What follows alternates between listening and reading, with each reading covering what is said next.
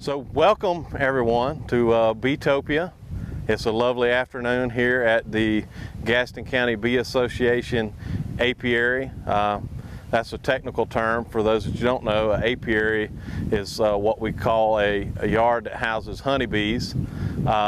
This is at the Bee Association's location where we do our teaching hives, but due to the ongoing COVID restrictions, we can't have our downtown BEEtopia event, so we're joining you here through the web. And what we're going to do today is we're going to talk a little bit about bees, the importance of bees, but also we're going to have some fun. We're going to do an interactive hive inspection, let you guys see the inside of the hive. Before I begin, I want to thank a few of our partners. Gaston County Bee Association, I'm the president of. My name is Burton Beasley. I've been beekeeping for 10 plus years now. I'm Gaston County's only master level beekeeper through the North Carolina Master Beekeeper program, currently working on my Master Craftsman. Gaston County has one of the largest active chartered bee associations in the state. We have 200 plus members, very active doing community education events like we're going to do here today. But I do want to thank our partners over at Keep Gastonia Beautiful and the City of Gastonia for their ongoing initiative with the Bee City USA and the Xerces Society on their initiatives to protect our honeybees, native bee species, and other pollinators. But today we're going to talk about the rock stars that get all the attention, the honeybees. As you can see, it's a nice warm day here, late spring. We're out by the hives. Honeybees are non-aggressive. Honeybees can sting to defend their hives, but if they do so, their stinger is much like a fish hook. It's barbed, so if they were to sting you, it actually pulls out their venom sac, and a portion of their guts or entrails come with it, so the honeybee actually has to give her life. One thing you're going to hear me say today here is her. I keep talking about her or she or the girls. The majority of the bees in this colony are in fact female, so all the bees that you see going out collecting nectar, visiting the flowers in your yard, maybe visiting your swimming pool for a cool drink of water, all of those are female bees. Inside this colony there is female worker bees. There's the males of the colony, which we call drones, and then there's one female that lays all the offspring, which we call the queen bee. And we'll talk a little bit about the differences of those, but I did want you to realize that honeybees are very docile this time of year. They got resources coming in, they're plentiful. Unless you're messing with these hives, you're not likely to get stung, or on the occasion that you're running barefoot through the clover field, you might step on a honeybee or a bumblebee and get stung on the foot. But for the most part, when you hear people talk about getting stung, or I was stung numerous times, it wasn't bees, it was some type of wasp, most likely the yellow jacket wasp or ground nesting wasp, which is about the same size but a little bit more yellow in coloration, and they're not hairy like our honeybees are. So a little bit more about our honeybees. The females, as I mentioned, they do all the work. They're out busy collecting nectar, collecting pollen. One other item that they collect we refer to as propolis or bee glue.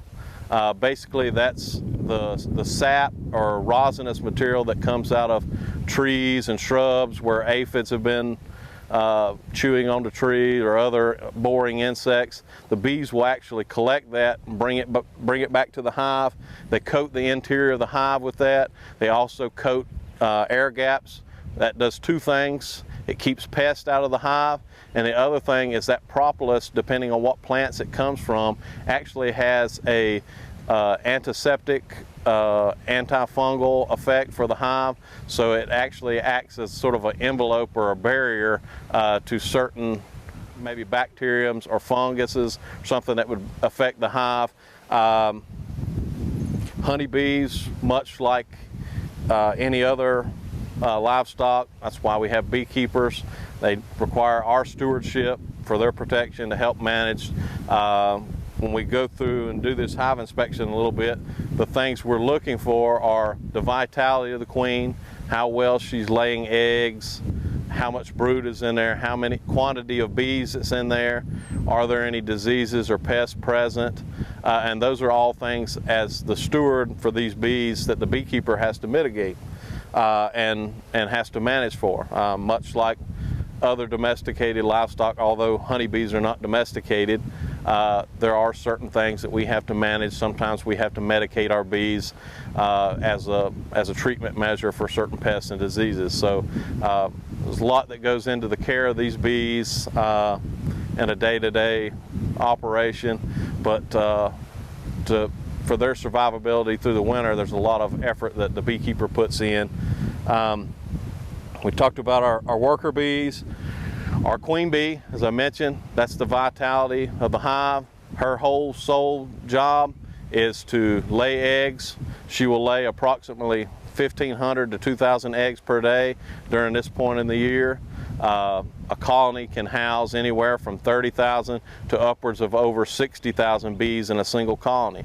So you think about all those eggs she's laying, all those bees, she's the wellspring. So if she's bad, the whole colony's bad. So that's one thing as a beekeeper that we do manage and look for is the queen's vitality, whether or not she's doing her job, because without her, the colony fails. The drones, or the male bees, they don't go out and collect honey, they don't collect pollen, they don't collect propolis, but they are basically a useless mouth to feed for the most part of the year. Their whole job is to go out and look for new queen bees and mate with them. If they're lucky enough to mate, they die upon mating. They'll fall to the ground dead. If we have drones that make it through to the fall part of the year, when there's less nectar, less pollen coming in, and the bees are preparing for winter, what we end up with is a situation where their worker bee sisters will actually drag them out of the hive, chew their wings off, where they'll fall to the ground and starve to death or perish due to the elements. So anybody you ever hear says they want to be the drone doesn't have such an exquisite life. But it is a part of the hive. Drones account for about 5% of the hive, so they're not a big portion, but when we do get to that fall, winter part of the year, they are basically a useless mouth to feed because there are no new queens out there that need to be mated. So the queen will actually slow down on production of drones, and then again the sisters will drag them out and basically let them starve or perish. A couple of things about the worker bees. In her lifetime, a worker bee will produce 1/12 a teaspoon of honey. So it's 12 bees to make a teaspoon of honey. So you think about that the next time you're at the store or buying from your local farmer's market there in Gastonia, or buying from your beekeeper that you know. All that honey in the jar, think about all the bees that went into that. One 16-ounce jar of honey requires a visit to over 2.5 million flowers. So you think about all those visits, all those trips, all the work that goes in there. That honey, if you take a 16-ounce jar, it takes 8 of those 16-ounce jars to make 1 pound of beeswax. So bees are very dependent upon honey, not only as a sugar carbohydrate source to feed new developing bees, which we call brood, but also for wax production. It's very vital in wax production. Without available nectar, or in the case of the beekeeper, what we do is stewarding is sometimes supplementing with a light sugar syrup solution, much similar to the hummingbird feed, except it's not red, it's just a sugar and water solution. We'll actually feed that in some cases to bees to help them have resources to be able to generate wax and also to continue to produce brood. But that honey that's coming in is very vital to their survival. and also for the wax production. We'll talk a little bit about some of the tools we use in beekeeping. One important tool that we utilize is this device, and it looks just like a little crowbar, and essentially that's similar to what it is. It's basically a way that we can pry on the hive, manipulate the hive. Inside of this hive, when we do the interactive hive inspection, I'll show you there's frames inside of here, and on this tool, you know, this is what we call a J-hook tool. It actually, you know, like a letter J, it'll actually allow us to pry up on those frames to be able to remove them, so that we can manipulate this hive without squishing bees, killing bees, all things that will get this whole colony of bees very excited and mad at the beekeeper. So we want to try and take that into account when we're manipulating this hive, is moving slow and methodical, and then the tools that we use. But that's the hive tool. One other important tool that you often see a beekeeper with is a smoker, or what we call a hive smoker. It's comprised of a chamber where we will load some type of a fuel. In most cases it's going to be pine straw, cedar pet bedding, but it may be things like cotton fiber, undyed cotton fiber, or even undyed burlap. But we'll ignite those and we get a nice cool smoke, and we can puff the bellows, and that will produce a smoke that comes out of the smoker. The bees that are hanging out by the entrance of these hives, they actually have different duties inside the hive, but you actually have bees that are guard bees, and they'll sit there and wait for an intruder, wait for somebody who might disturb the hive, and that's what their purpose is to defend the hive. They release a chemical, that's a pheromone. It smells similar to ripe bananas. That's what we call the alarm pheromone. So when beekeepers use this smoker, when we smoke the colony before we begin working it, that's one way to cover up that pheromone scent. So when we go in and enter the hive, yes, those guard bees are aware we're there, but we're covering up that scent trail they put down. The other is, if you think about bees in nature, where they would typically be at, would be up in a tree cavity somewhere. So if you're living in a forest in a tree cavity and you start smelling smoke, what do you think? There's a forest fire coming.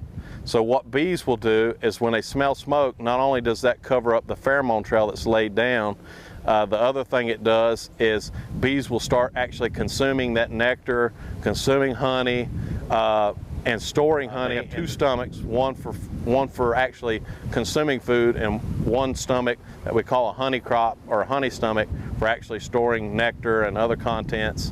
And so they will actually begin consuming honey or loading up with resources, because if we're trying to think like a bee, there's a forest fire, we need to load up on resources because we may need to get the heck out of Dodge. So that's one effective tool, and that's why it comes into play. We mentioned pheromones. Bees communicate mainly with a set of dance language. They'll actually dance on the combs, sometimes on the entrance of the hive, and relay information to their sisters on best forage that's available, where's all the hot nectar spots, and where's all the good pollen at. So they relay that information to their sisters through dancing. Another way that they communicate, they don't have lips. They do some buzz communication, but it's very minor. Most of the time it's where it's dark inside the hive and you have bees bump into other bees. They will actually buzz at one another to, like, hey, get out of my way. But for the most part, dancing and vibration comes into play as a way to communicate. And then the pheromones that we mentioned, bees not only have alarm pheromone, but they also produce other pheromones as different modes of communication for different things, whether that's letting them know that the queen is in the hive through a queen pheromone, whether it's a open brood pheromone, which lets them know that there's developing bees in there and everything's going well, and another pheromone that they produce during the springtime. A lot of people have had the privilege this year to see swarms or hear about swarms or see swarms on the Facebook or the internet. As I mentioned, resources are plentiful. This time of year, a lot of times bees will basically split. The existing queen will go with about a third of the bees, leave behind a new queen to hatch out, and then they go off to set up shop and set up home somewhere else. In that instance, they communicate with a pheromone called the nasonol pheromone, and you'll see a lot of times bees will be fanning, and they have their little butts up in the air, and that relays to the sisters, hey, we're over here, hey, mama's over here, and so they'll all congregate in one area when they do swarm. Another item that is vital as beekeepers is protective clothing. Mentioned bees are non-aggressive, but when we go inside this hive, it's much like it's their home. It would be about the equivalent of somebody just walking through your front door and starting to grab something out of the refrigerator. You're not going to be too happy with them, so they're not too happy with us when we intrude into their home. So we wear protective gear, whether it's just a tie-down like mosquito netting type veil that protects our face, or whether it's a jacket like this, or whether it's a full suit. Protective gear, particularly for your face. If you think about predators that may be attacking a hive or would visit a hive, the majority of the predators that we have like that are vertebrate predators, or predators that have a spine, would be skunks, raccoons, mice, and then North Carolina has a very healthy population of black bears. If you think about those animals, if they visit, what's the first thing they're going to stick at the entrance of the hive? Their face. So a lot of times you'll notice that bees, as beekeepers, if we accidentally get the hive upset, a lot of places where they go is right for the face. A lot of those animals are very vulnerable around the face, so the bees sting there. So as beekeepers, we need something to at least protect our face. For the most part, with the smoke and manipulating a hive, slow and methodical, we're usually able to avoid getting the bees agitated, but the protective gear is nice. It allows the beekeeper to work the hive without being stung, and also a lot of times without the bees having to give their life. A lot of times they'll just bounce off of a veil as opposed to actually stinging and then giving their life. So it works both ways, but mainly protection from us, because getting stung in the face, not so fun. Questions we're often asked as beekeepers: how can the general at-home resident help with the overall health of these honeybees? Honeybees' foraging behavior. They forage on average a 2.5 mile radius, so that encompasses a lot of property. So when you see beehives in a location, they're not stationary, they're not specific to just that allotment of land that they're on. So what can we do as a regular homeowner? Planting things that are beneficial to bees, other pollinators, wildflower blends, a lot of our herbs, herb species that we can plant, rosemaries, basils, anything in the mint family, and lemon balm, bee balm, all of those things and those families are great plants that are very attractive to honeybees. Of course, planting shrubs or trees that are attractive to bees and pollinators are great. The other part of that subject I do want to touch on is pesticide use. Big problem for honeybees is pesticides that are being used. Often the farmers are blamed for using much harsher chemicals, but what we see as beekeepers is often the farmers are more than likely willing to work with the beekeepers because they realize that bees are responsible for pollination of their crops, and so they don't want to harm the bees. They need the bees for the pollination of their crops. And so pesticide use commercially, as far as farmers is concerned, is way down. Where you can help as the homeowner is cutting down on your utilization of outdoor pesticides, herbicides. Herbicides themselves, such as Roundup, do not kill the bees, but it severely affects their reproductive system. As I mentioned, those drones, they go out and mate. that active ingredient in Roundup, glyphosate, actually kills the sperm and makes the sperm unviable inside the drone. So you may go out and mate with a queen. She thinks she's mated. She comes back to the hive and she's got nothing to lay but unfertilized eggs. The same token, it works if somebody's spraying around an area and the bees are bringing back resources and they're feeding the colony and they're also feeding the queen. It can have an interference with the queen's reproductive system. So cutting back on pesticide use and herbicide use is great. Planting things for bees is a great way for you to help out. As I mentioned, all that property they're out surveilling to bring back nectar and resources. That's in your yard, that's in your neighbor's yard. So I know a lot of people want really nice grassy areas and want basically a nice real green lawn, but for the bees, those are food deserts.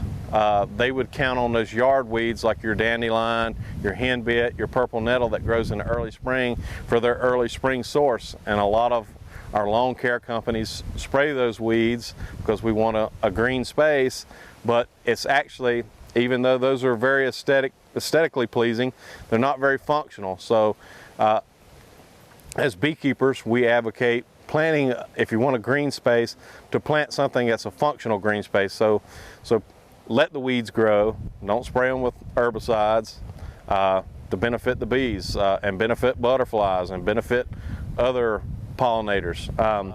Honeybees, yes, they give us honey. Honey's great, but the greatest thing they give us is pollination. Honeybees and other pollinators account for 1/3 of every bite of food we put in our mouth. If you think about that, put 3 pieces of food on your plate, take 1 away if we don't have these bees to do the pollination efforts. Another 1/3 through indirect. Bees pollinate crops such as alfalfa. Alfalfa hay is a product that is fed to beef cattle. It's also fed to other livestock.